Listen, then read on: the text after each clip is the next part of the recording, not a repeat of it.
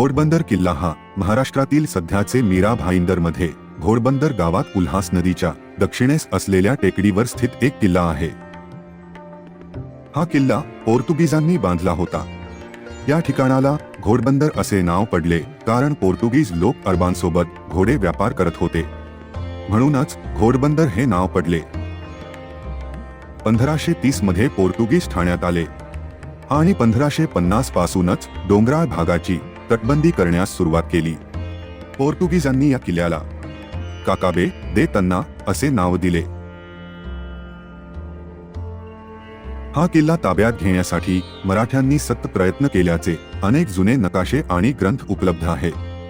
पोर्तुगीजांनी अनेक वर्षे या हल्ल्यांचे यशस्वीपणे रक्षण केले.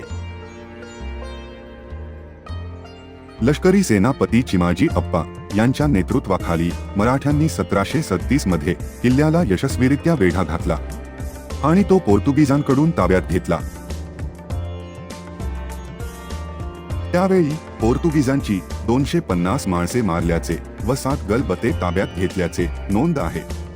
वसईचा मोहिमेचा एक भाग म्हणून नागला बंदर, घोडबंदर, धारावी किल्ला हे सर्व किल्ले जिंकून वसई विजयाचा मार्ग मोकळा केला.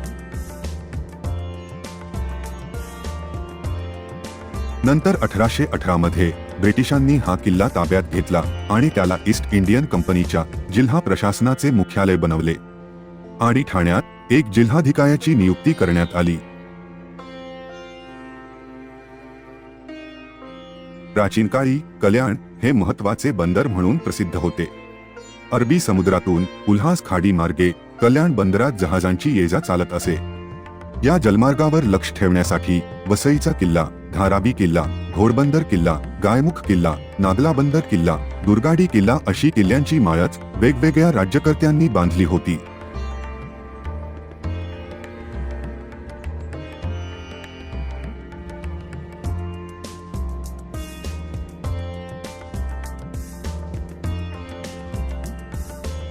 हा किल्ला डोंगरातून कोरलेल्या दगडांपासून बनवण्यात आला होता आणि त्यात चुना, ढिगारा, रेती, दगड, वितळलेला धातू आणि वाळू यांचा समावेश होता.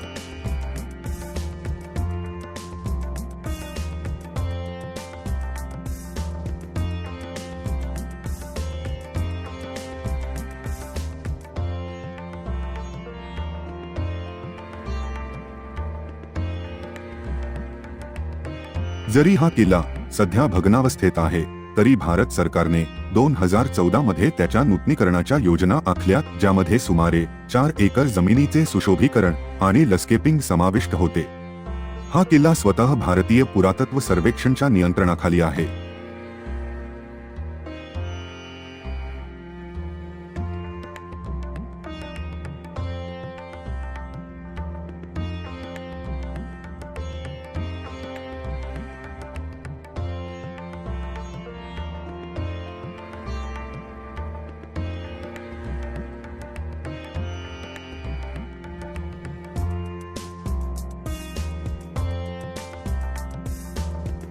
भारतात सर्वात प्रथम आलेल्या पोर्तुगीजांनी कोकण किनारपट्टीवरील सागरावर आपली सत्ता राखण्यासाठी जे किल्ले बांधले त्यापैकी हा एक किल्ला होय.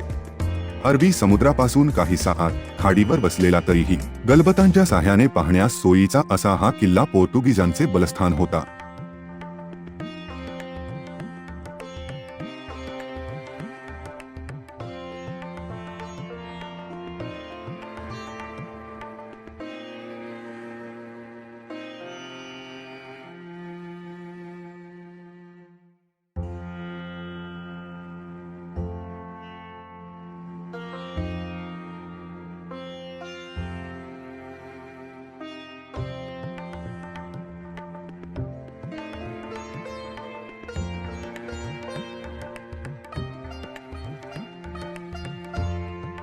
खाडीवर नियंत्रण ठेवण्याच्या दृष्टिकोनातून या किल्ल्याची बांधणी करण्यात आली होती.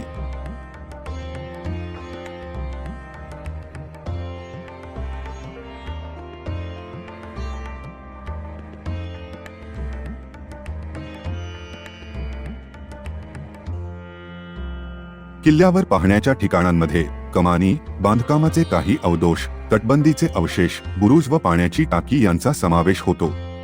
भग्र प्रवेशद्वारातून आत गेल्यानंतर 3 बाजूंनी इमारत व मधोमध मोकळी जागा अशा स्वरूपाची इमारतीची रचना आहे.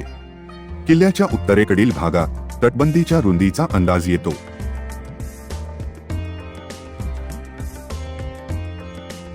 किल्ल्याचा वायव्येस टेहळणी बुरुज आहे. बुरुज पूर्णपणे स्वतंत्र असून फक्त टेहळणीसाठीच बांधला गेला असावा असे दिसते. बुरुज माथा हे किल्ल्याचे सर्वोच्च ठिकाण आहे.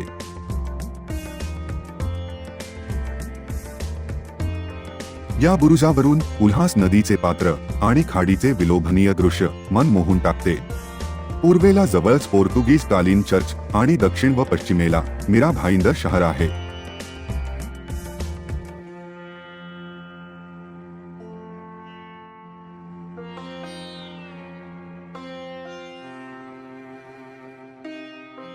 गार वारा अंगावर घेत या बुरुजावर वेळ घालवता येतो.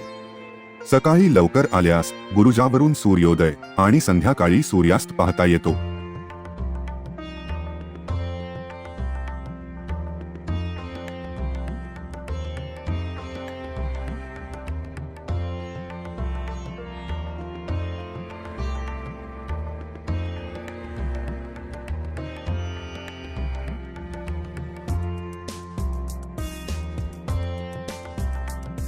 घोडबंदर किल्ल्याकडे जाण्यासाठीच्या रस्त्यावर उजव्या बाजूला खाडी परिसर आणि डाव्या बाजूला कोळी लोकांची वस्ती लागते.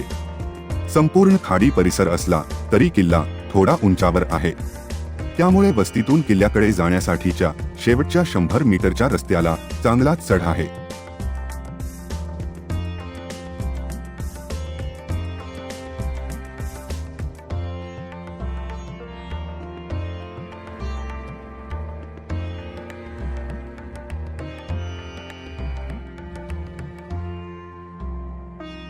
किल्ल्याच्या आजूबाजूला लोकांची मोठ्या प्रमाणात वस्ती आहे.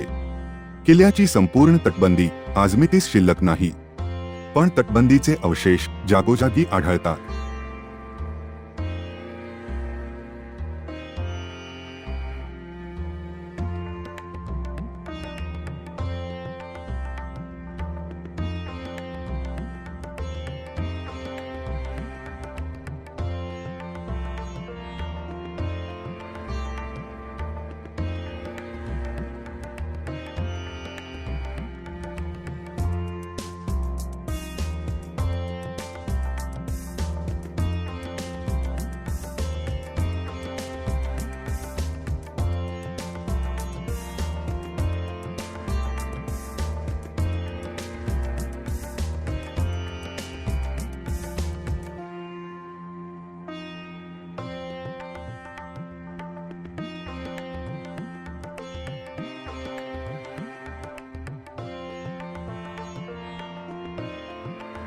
किल्ल्याची बरीच पडझड झाल्यामुळे मुख्य प्रवेशद्वार लगेच लक्षात येत नाही, पण गावातून दिसणाऱ्या किल्ल्यामध्ये प्रवेश करण्यासाठी पायऱ्यांचा मार्ग आहे.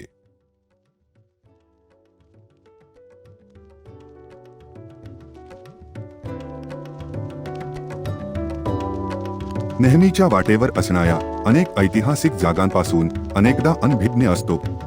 घोडबंदरचा किल्ला हा देखील त्यापैकीच एक म्हणता येईल.